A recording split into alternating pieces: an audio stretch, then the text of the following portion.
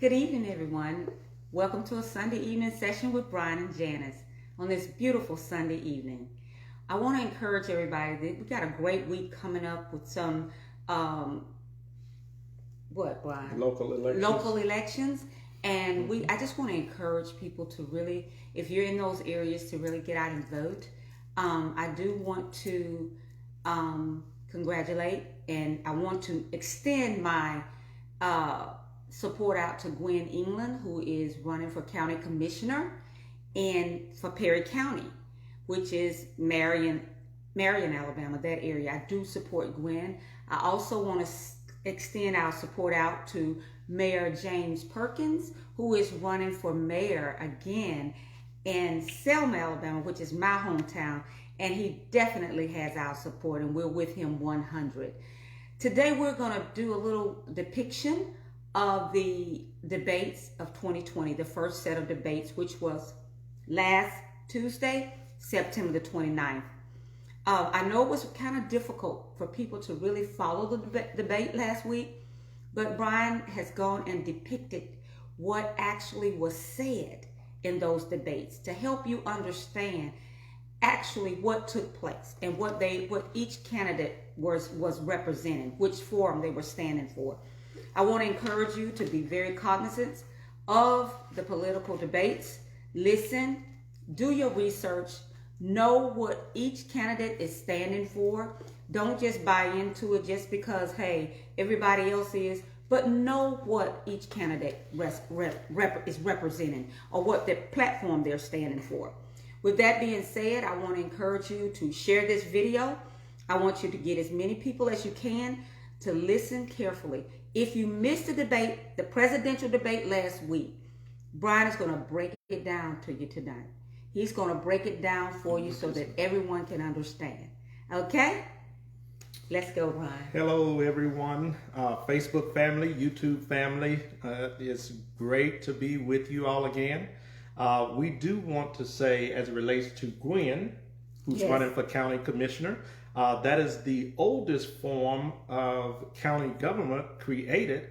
So that within itself makes it historical. Her being an African-American woman running for county commission even makes it that much more significant. Yes.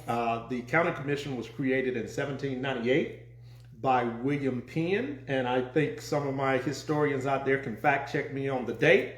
But the whole concept of the commission was designed to actually make sure that property taxes were being levied correctly, to assess property taxes, to take care of public works, which would include roads, streets, also would include public parks, things of that nature. Also to make sure that law enforcement was properly and I guess you would say would be, well, what's the word I'm looking for? I don't know, Ryan. I'm trying to figure that out. Fairly, okay. Fairly, yes. Meted out with as it relates to the constituents of that particular area. So I will say to Gwen, you do have our support. Gwen England. Hopefully everyone will come out and support you. I will say for those that are not part of the political process in Marion, become a part. Those that are a part, stay a part. And not only that, understand that the county commission works to serve the people. Get behind your county commission, start to organize, come up with different ideas, different plans that you want to see the county commission enact. Take those plans to your county commissioner.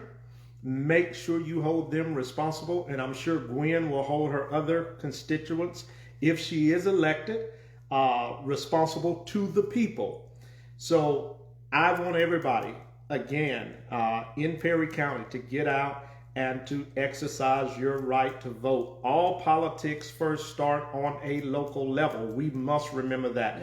Yes. So get out and do your due diligence and support the candidate of your choice. We're supporting Gwen, but we do want you, whether or not you do support her, to vote for the candidate of your choice, understanding what the responsibilities are and what they actually owe back to the people. Okay, so we're going to go and break down this debate that happened on this past Tuesday. A lot of people are calling it a circus. So many people have, done analysis as it relates to the debate. But we just want to give you just a few pointers. Some things that I highlighted as I had my notepad out, taking notes as I watched the Trump-Biden show. Okay. One thing we're going to touch on several things that I thought were key points to the moderator, Chris Wallace, that he brought out. He asked both Trump and Biden about their ideal healthcare plan for Americans. Okay, and before we end the show, I'm going to give you some historical facts to show you and to help you to understand that whenever you're dealing with politics, you're dealing with the power structure as it relates to their agenda, and oftentimes the people are left behind. Yes. But be that as it may, I'm going to give you that history before we end. But let's talk about the question that the moderator, Chris Wallace. Yes, Chris Wallace asked as it related to healthcare in this country. Healthcare is very important, Crucial. Especially as it relates to African American people, which are most of the time without insurance, cannot afford insurance, or they're on some form of government subsidized insurance, be it Medicaid or Medicare. Yes. Okay, so let's talk about that. Trump healthcare plan is called America First Healthcare Plan. Okay, Trump did not expound on that in detail because he was too busy attacking Joe Biden. But let me tell you what his healthcare plan consists of. And he signed an executive order this past Thursday, prior to him going to the hospital on Friday with COVID-19. Exactly. He signed an executive order to deliver this plan to America. And what's the name of that plan again, It is Brian? America First Healthcare Plan. That is Trump's plan. That's Trump's healthcare plan. All right. So what does it do? One thing that it does, it lowers drug costs by way of states being able to import prescription drugs at a wholesale cost. Trump actually said that in the debate. He did. He said that my health care plan will deliver lower costs to those that need insurance by way of prescriptions. If they need prescriptions filled, they can get them at a lower cost. He actually said that. Okay. So one thing that it does, it lowers the cost of prescription drugs by allowing states to basically compete or allowing states to have the option as it relates to drug companies competing against each other concerning the cost of prescription drugs. Okay, yes. Okay, so that's one thing that it does, that he got out, in the open, so to speak. Secondly, he talks about, or his plan talks about, the private sector proposals to get lower costs for insulin as it relates to diabetic people. So what does that mean, private sector proposals? It's also the same thing. He's going to open up the market so that private companies can compete that produces insulin by way of cost and sell those products at a much lower rate. So he's taken the monopoly of the industry away and bringing back competition for those private companies that have been pushed out, pushed aside, be it through the Affordable Care Act, be it through the what we call the Health Care Act prior to the Affordable Health Care Act. So there was a lot of monopolizing going on as it relates to the pharmaceutical industry. So what he is saying is, no, we want those companies to come back. We want those companies to start producing, manufacturing, distributing their product again. And because of the competition, it should lower costs. So now the health offices, hospitals, they have an opportunity to bid on those drugs and can get them at a lower rate for their customer. So that's number two. Number three,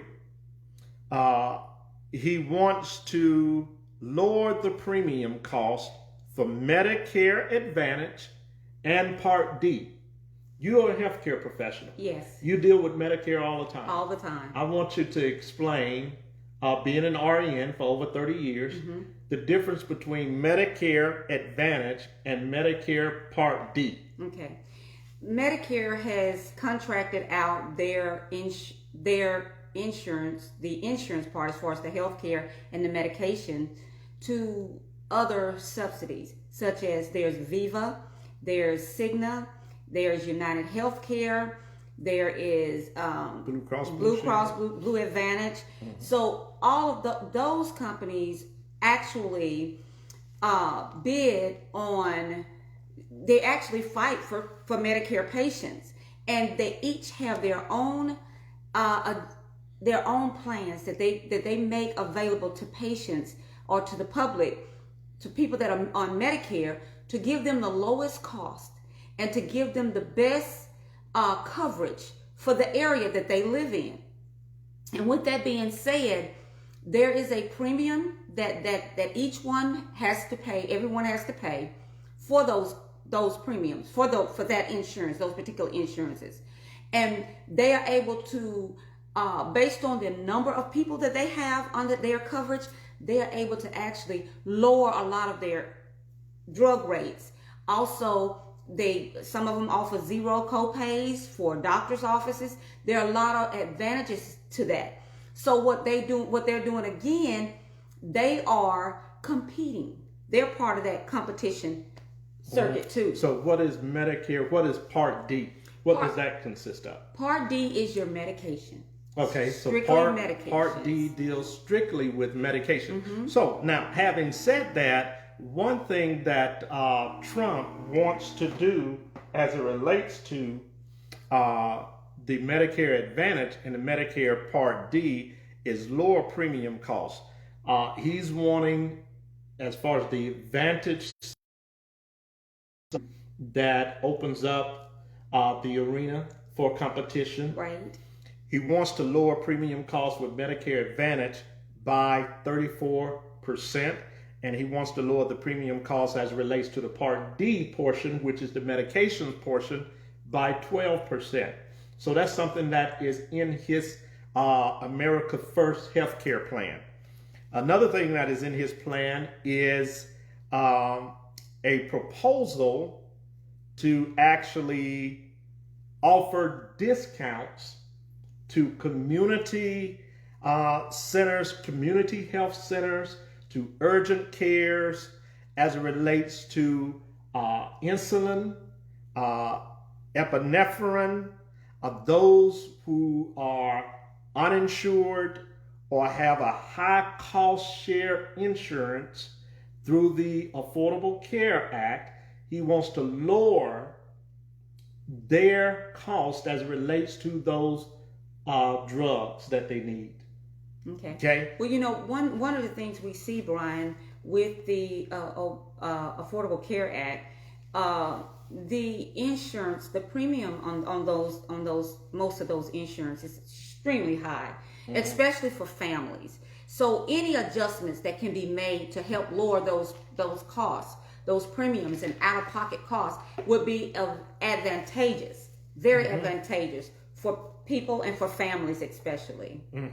Okay, so there you have it. That's the Trump, in short summary, that is the Trump healthcare plan. Now let's talk about Biden's healthcare plan. Biden's healthcare plan is basically the Affordable Care Act 2.0. That's what they're calling it, okay? Which is Obamacare 2.0. Right. Basically is what they're calling it. What Biden's plan will do it will uncap federal help to pay for health insurance premiums, which is available for those with income levels below $50,000 a year annually. So it'll uncap federal help, which means there will be federal subsidies, federal assistances to help those people that have health insurance and that's paying a premium every month. It will help them lower the cost of their Medicare, I guess their medical care. Okay, their premiums. When they go, when their premiums, when they go to the doctor, if they make less than $50,000 or less annually. Now, is that good or bad? You still got to discuss what about those that make 60, 70, those that may make $51,000 a year annually, which can barely afford to pay for the health care that they have because the Affordable Care Act actually drove their premium costs up with their employer. When the Affordable Care Act was put in place and competition was now limited, it drove the premium costs up, not down. Okay, so he's offering those that make $50,000 a year or less that there will be help based on federal programs to assist in premiums. Okay, that's one. Number two, his plan. In addition, this is Biden. This is Affordable Care Act 2.0. His plan will also offer that no American would pay more than 8.5% of their annual income towards a premium. Okay, so let's do the math here. So if you make $52,000 a year, okay, $52,000 a year at 8.5%,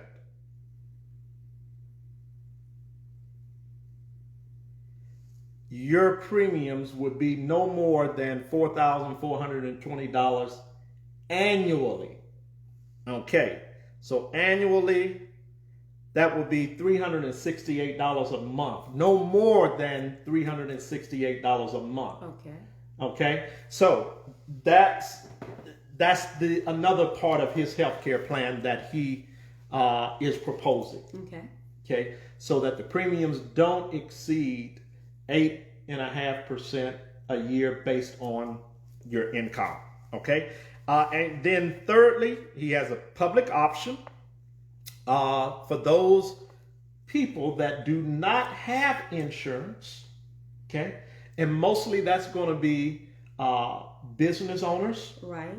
Okay, and some people that are not working, that don't have insurance, or that are working but can't afford insurance because their income is not enough.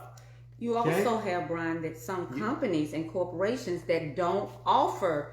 Absolutely, don't offer insurance. So he's proposing a public option for those that do not have insurance, okay, through their job and do not qualify for Medicaid or Medicare. Okay.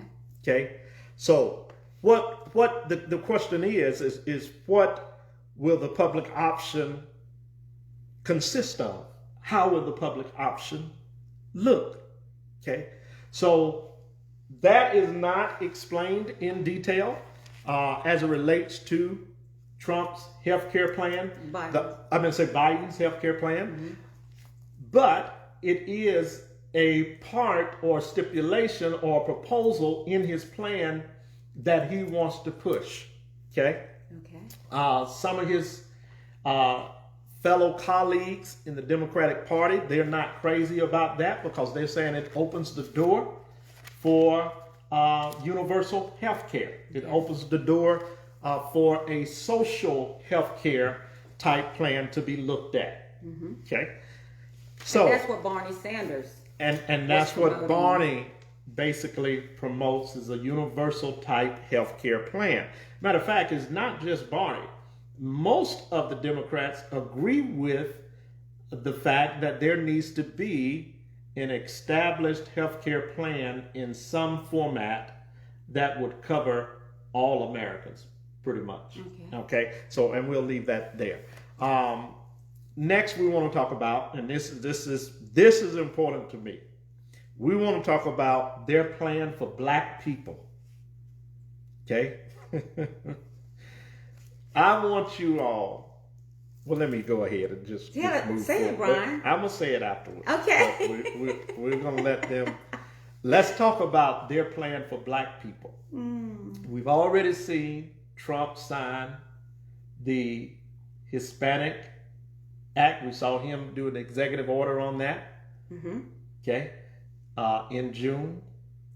So we know that there's a plan in place for the Hispanic community. There is no plan in place for the Black community. Okay, Trump's plan, which he did mention this very briefly for about 1 second, he is calling the Platinum Plan. Now, let me say this. We like bling.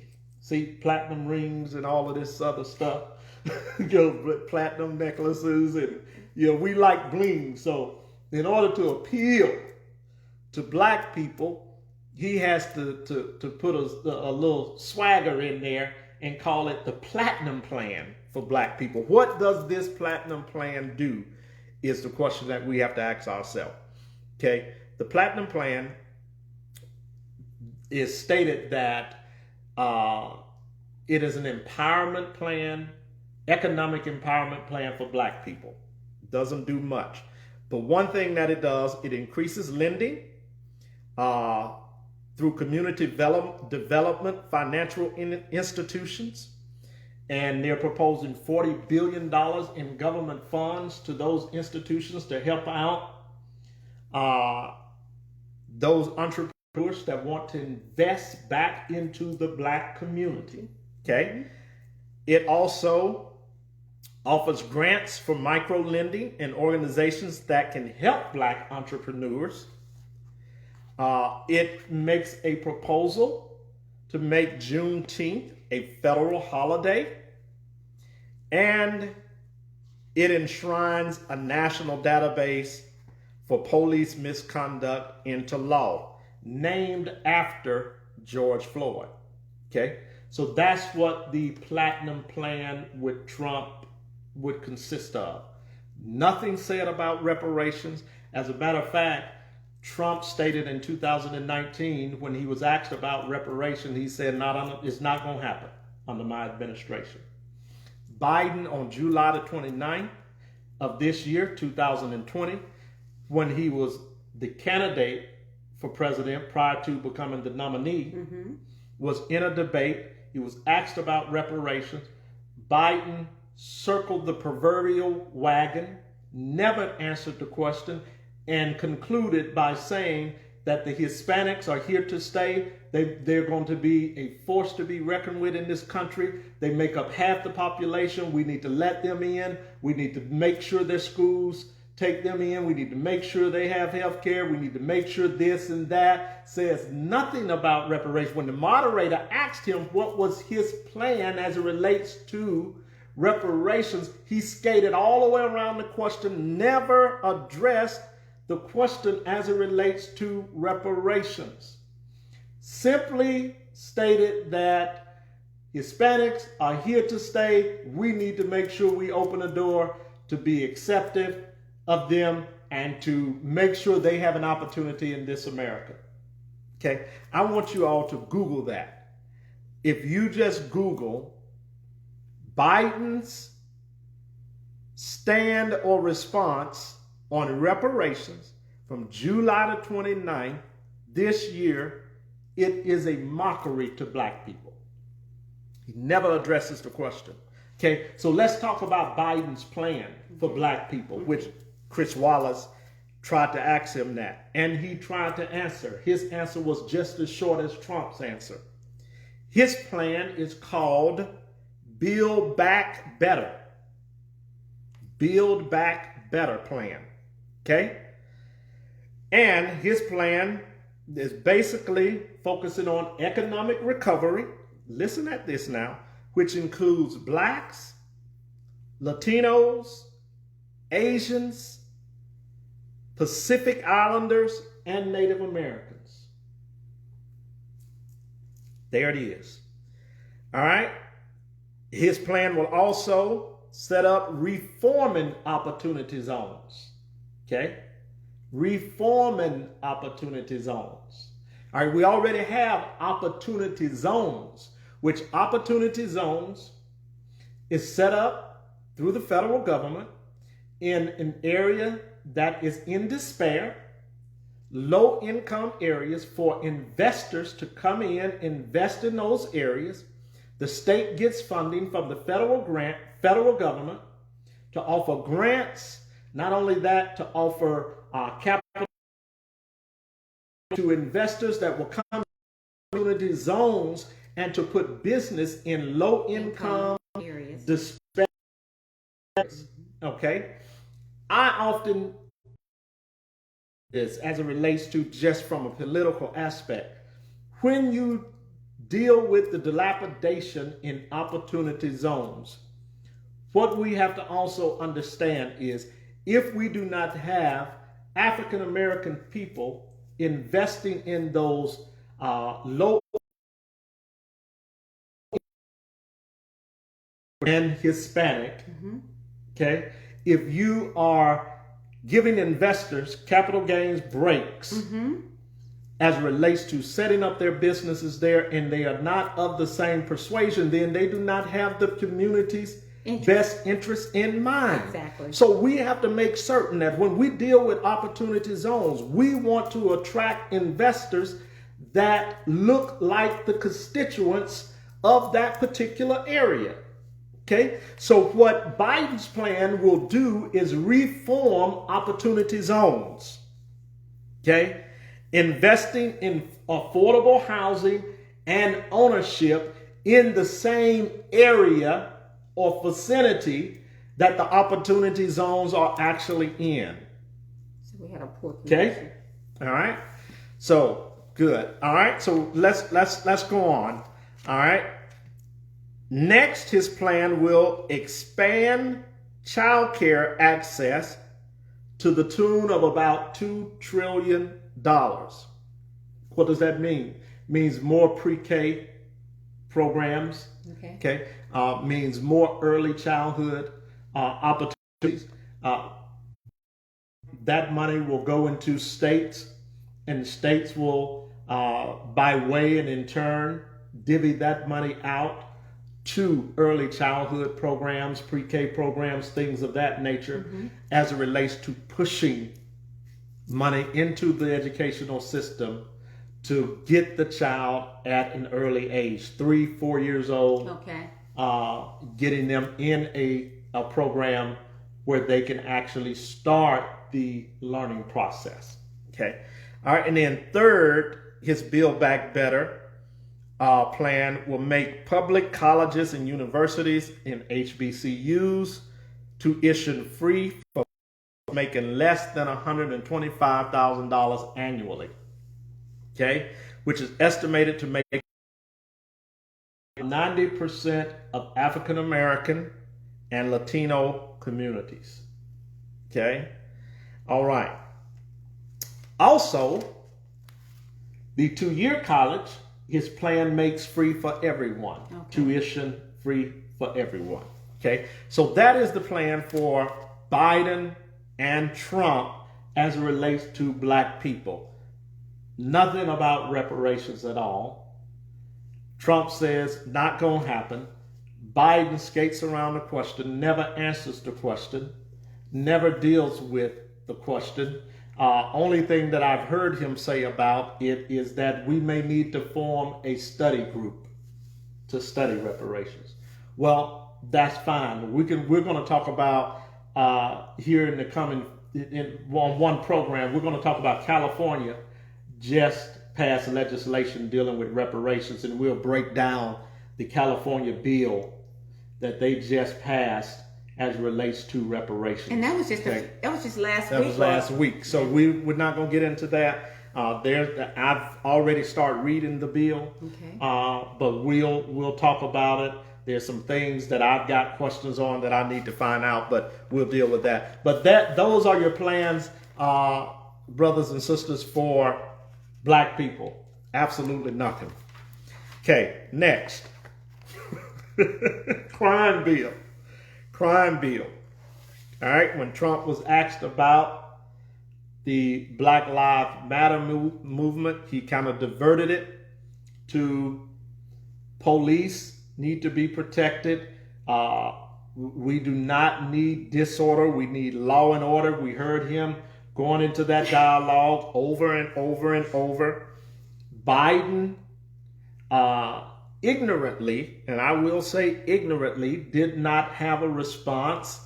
Also, when it came to police brutality, he did not have a response when it came to supporting Black Lives Matter movement as it relates to justice reform.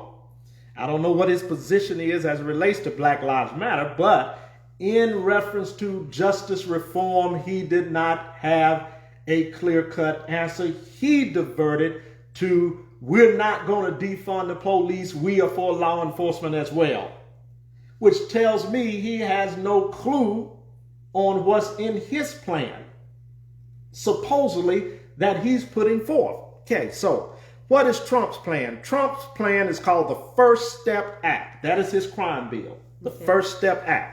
What does it do? It reforms federal prisons and sentencing laws to reduce recidivism, reduce federal prison population, and maintain public safety. Okay, that's number one. It gives prisoners access to more phone calls. That's number two.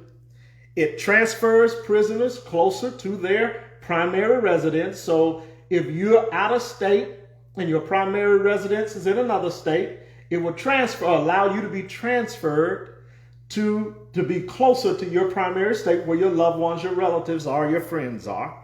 And then fourthly, it gives credits to reduce sentences length. That's what his First Step Act crime bill does. That's what Trump's bill does. Biden's plan is simply called criminal justice reform. You really don't have a name for it yet. But what does it do? It bans chokeholds. It's really the Kamala Harris and Cory Booker's plan. It's really theirs, okay? And that's why Kamala is on the ticket. We can go into that another day. That's partially the reason that she's on the ticket, okay? It offers federal funding to law enforcement agencies based on them meeting federal standards that will govern their police departments.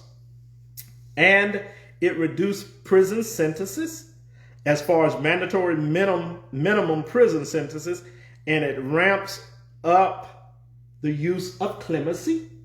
All right. And then lastly, it pushes for federal parole and legalizing marijuana. That is the summary of Biden's plan. What does it do for black folks? Overall, little to nothing. What does Trump plan do for black folks overall as it relates to a crime bill? Little to nothing. Okay, so this is what we have to look forward to, my brothers and sisters. We are, dire straits is an understatement. What we have to do is look back, and I keep saying this, understand that this is not a new playbook. This is the same playbook from the Reagan administration, okay, with the war on drugs. It is the same playbook from the Bush administration with cracking down and making it seem like the crack cocaine epidemic was taking over certain neighborhoods and now going into police, putting a heavier police presence in these rundown ghettos in certain neighborhoods. So it's just a continuation of what has been in place for 30, 40 years. It's nothing new that is really going to make a big difference as it relates to our well-being when it comes to having to deal with the police state or laws being imposed on us, and we cannot receive the same equal and fair treatment that every other person in this country receives. Yes. Okay, so now what we have to look at and understand, and you've often heard me say this, is that politics is about either party being able to push their agenda and sell their agenda to the people. Their agenda supports the structure base of their interests. So it supports the lobbyist groups that pours in money and push an agenda as it relates to how they want to engineer society or change the culture in society.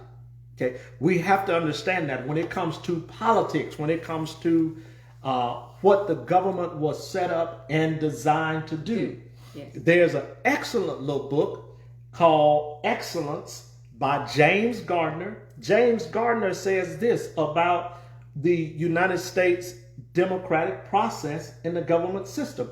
He says that government was designed for one reason: to keep those that consider themselves smarter and better than those that are commoner and laborers on top, so that their agenda to continue to become wealthy and to continue to guide and direct nations and the world in the direction that they see it going as to benefit themselves, while the people just go along for the ride. That's basically what he says. Okay? All right. So whenever we deal with politics, we have to understand that there's a left wing, there's a right wing, but they're on the same bird. The bird doesn't change. Literally the same bloodstream flows through both wings. Only thing different is that one pushes their agenda as opposed to the other side pushing its agenda.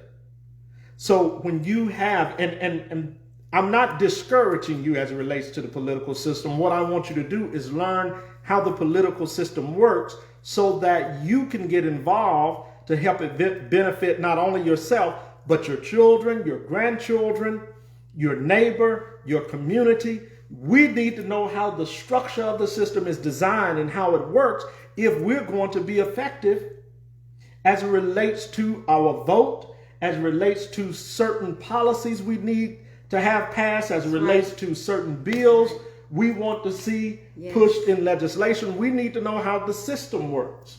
Okay, so we need to understand the judicial branch. We need to understand the legislative branch. We need to understand the executive branch. We need to understand the importance of the executive branch having power to assign judicial judges in the system.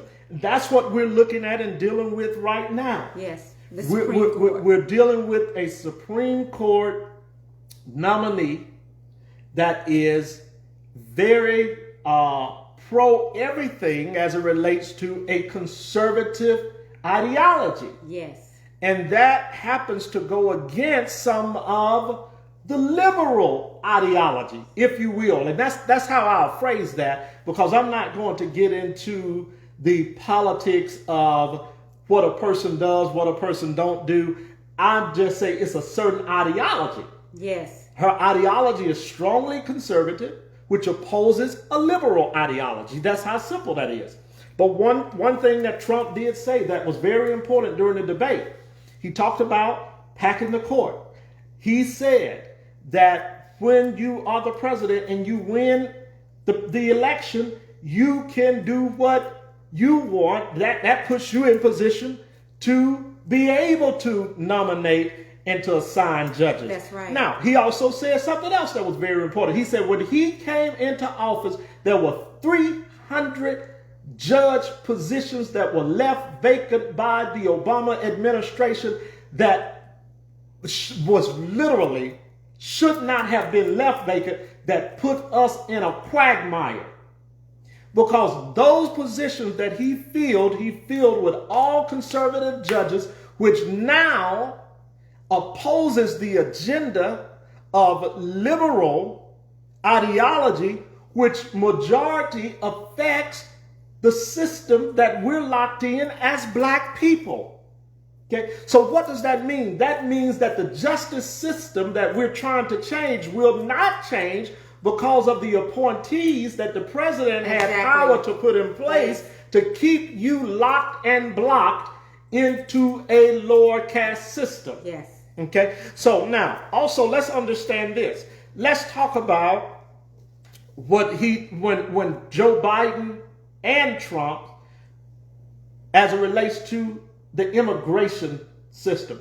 Trump wants to stifle immigration. He does not want an influx of immigrants, illegal immigrants, coming into the country because it stifles the job market for American citizens. Exactly. Unlike Joe Biden, who wants to continue the DACA program that was started up under the Obama administration, which allows an influx of immigrants to come in, and that also in turn continues to push jobs away from the African American community. It continues to lock the African American communities when it comes to labor jobs into the bottom echelon concerning a workforce, in a workforce group. We have to look at all of that. It is said that by 2055, the Pew Research Center has stated that African American people, black people, will no longer, their vote will no longer matter, because the Hispanic vote by 2055 will be the most powerful vote, only second to white America in the United States. And then after that, the Asian vote will be the next most powerful. And then after the Asian vote would be the West Indian vote would be the most powerful. And the black vote will have no power at all.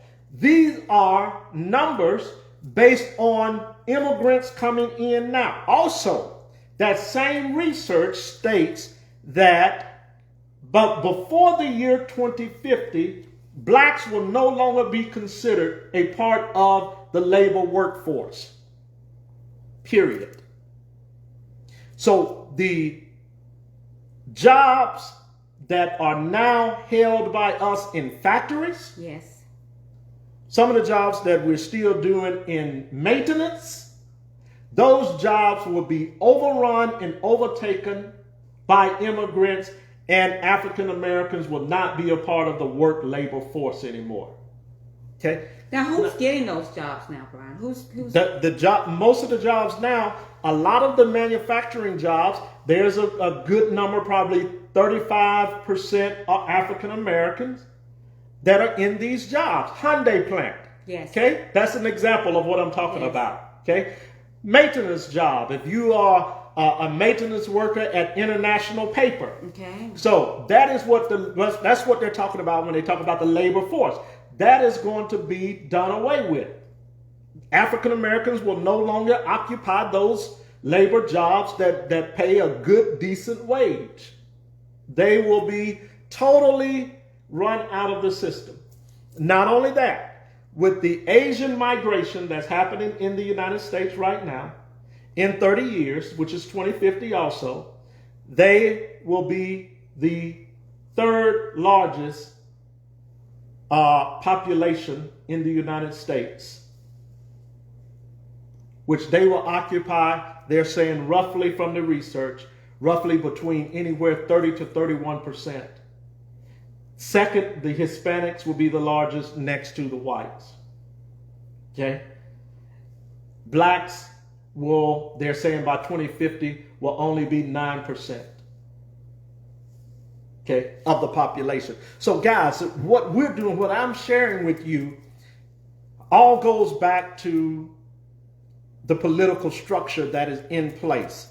And what I'm telling you is, it's the same bird, two wings. One is pushing one agenda, which is not good for black folks. The other one is pushing another agenda, which is not good for black folks. So at some point, we got to recognize that. We got to realize that. Okay. We got to understand that what Dr. Claude Anderson talks about in his book, Powernomics, is very relative to what we're experiencing today if we do not do something about the governmental system and do not reform our thinking and the way we vote, the way we handle politicians. We have to get in the game. So if we have to learn how to buy politicians, just like the Asian buy politicians, just like the European buy politicians, just like the Hispanics buy politicians, we have to learn how to do what Dr. Anderson called that 5-tier step ladder. Okay? We have to get in the game. Right now, we're out of the game. If we think that because Kamala Harris is on the ticket as vice president, that something is going to be done for black folks, we are sadly mistaken. Because the policies that are in place by the Democratic Party, we still have to understand there's a Congress and a Senate responsible for making the laws. Okay? So I hate to dampen, some of my brothers and sisters, but this is just the truth of what is happening. Okay, so we have to deal with that, black people. You cannot sleep now and think that your family, your children, and your grandchildren are going to be okay. They are like I said earlier, we're in a quagmire. We're in a very difficult time where we need to make some difficult decisions. We got to bring power back to our vote. And we have to help people to understand that our vote is important. How do we do that? There are a number of ways that we'll do that, and maybe we could talk about that next week. Yes. Okay, how you can vote so your voice is heard. Okay, we know that the president is not elected; the president is selected. That's why you have an electoral college. Okay. Yes. So we don't actually elect presidents. Okay, we've seen that in the last 2 elections. Okay. Everybody understands that. So we don't have to go through the whole process of the electoral college and those things like that. But where you have the most power is in your local community. Okay? All politics are local first. And then we work our way up. But we have to, the judges we put in place, very important. Probate judges we put in place, circuit court judges we put in place. Very important. All of those things are important. Mayors that we select, they're important. Yes. So we have to concentrate on that and understand that. We have a debate coming up between Kamala and Pence. Wednesday night. We'll break that down as well. We'll kind of go through that. But I want to, and we'll get ready to close with this because we've run way over.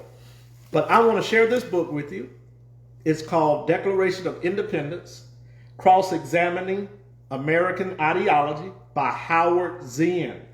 I want to read just a little bit of what he says. Okay? And then we'll end with this. The American revolutionists had probably not read John Locke. They didn't have to.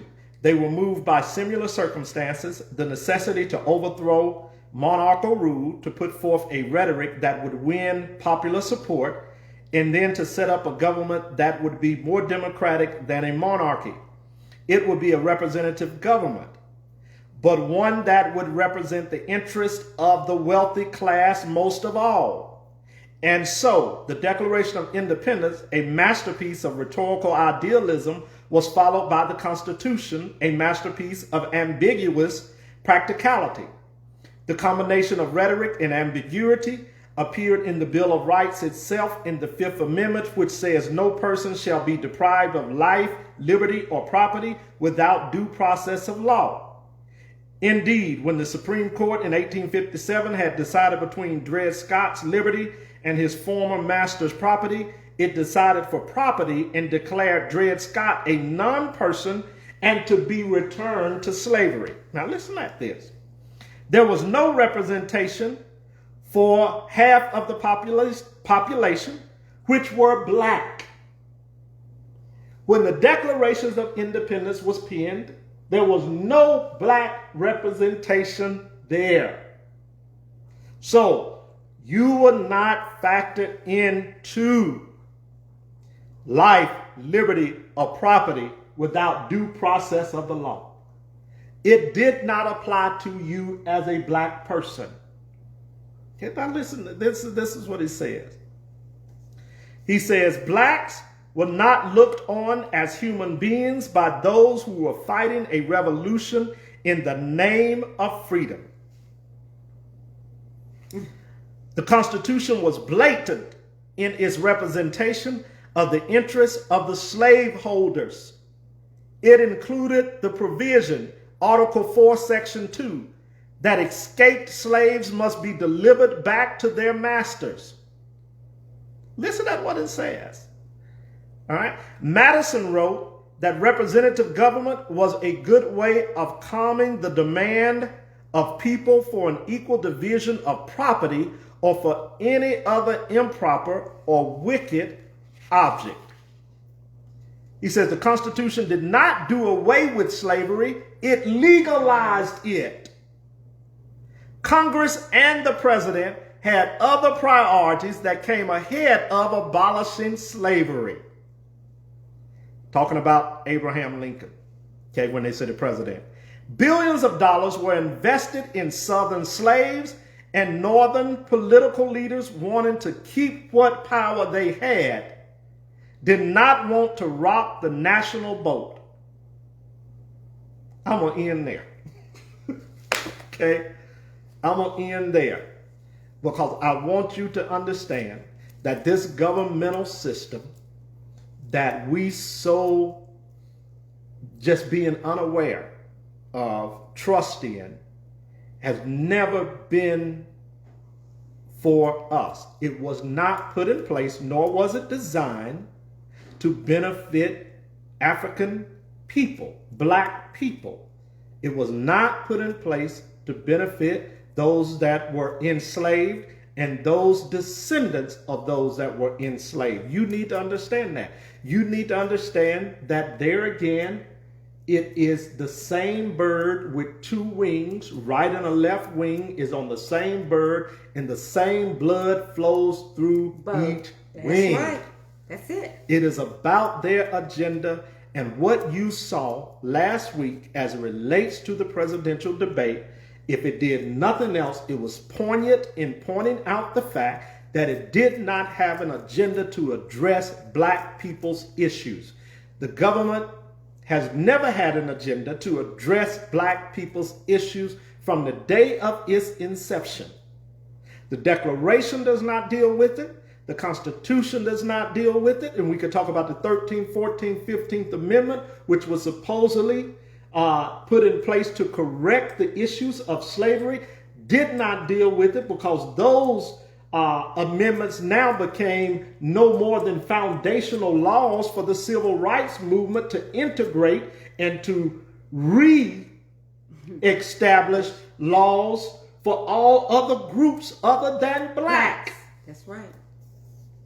So until we as a people, and we got to cut it off, but I gave you tonight just some information. We're going to continue to break this down as we get closer to the election. Okay? But go and get this book. Okay? Declaration of Independence, Cross-Examining American Ideology by Howard Zinn. Howard Zinn taught at Spelman in Georgia. Yes. Okay? Very, very informative. It teaches you how the government works. It helps you to understand clearly that, I got to talk about the boule. I've been saying this for 8, 9, 10 That's all right, Brian. I want to help you to understand the agenda that is pushed by blacks that are in the system. And Dr. Carter G. Woodson talks about the boule.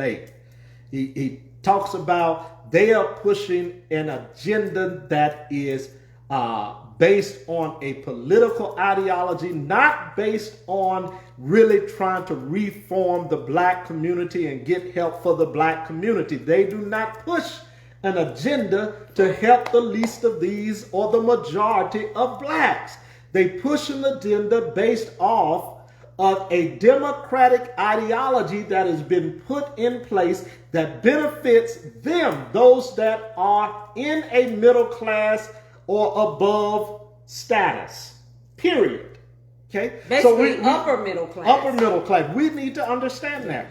We need to understand if we're going to get anything done as it relates to housing, as it relates to healthcare, which we went over those things. Education. We got to understand that it is greater than that 5 to 10% that break through by way of education and now can get into some of these arenas that others cannot access, okay? And they're doing pretty good. So what is it? All they are espousing is their agenda as it relates to the ideology of the party. They do not care about the poor, black, downtrodden people that are in these ghettos. When they talk about black folks, they're talking about black folks from a standpoint of what they see as it relates to their level. Education does not fix everything. I'm here to say that openly. I don't care how much education we put into our community, it does not fix all of the problems. If you do not deal with economics, education is insufficient. Education does not fix an economic problem. No, it doesn't. That has been put in place for 400 years to redistribute wealth back into the hands of the slave owner, slave master, and overseer and their children, who are still benefiting from that to this day. Yes. We are not benefiting. And guess what? The slaves' descendants are still locked on the plantation that they now call ghettos and affordable housing. So education does not fix all of black people's problem. You need to go back and read Dr. Carter G. Woodson's work, The Miseducation of the Negro, and understand Malcolm when he talks about if we cannot collectively deal with the majority, then we don't deal with anything. We've got to deal with the rights of the 80%, not just the 20%. Okay, so I'm going to end there. I'm getting a little excited. I'll let you. Go on, Brian. It's okay. People want to hear about it. They want to be enlightened and educated. Thank you all for watching. It's been a great show tonight. Please share with as many people as you can. We really appreciate you guys. And like we said, there's some local elections coming up this week. I don't live in Selma anymore, but I am totally behind Mayor Perkins, and I'm not backbiting that. I am Mayor Perkins. I know what he did for Selma before, and I know he can do it again and do even more. So I am encouraging you, Selma, Alabama, please get out and vote, and know the agenda of the candidates. Okay?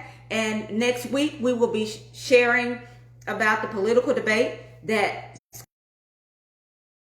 we are asking for everybody to be enlightened, to listen to the debate. If you have questions, don't hesitate to email us or to inbox me. We also are sharing this video on YouTube. We do have a YouTube channel.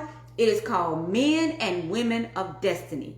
Men and Women of Destiny. We are on YouTube now. You can go and watch any of our previous videos. We've been doing this since May of this year.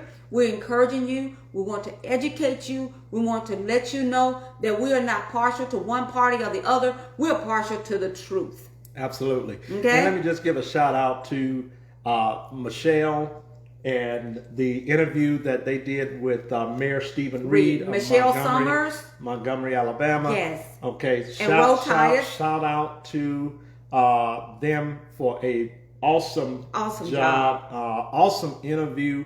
Mayor Reed is doing some great things. Who happened to be a young man that's also from my high school alumni. Shout out to JD.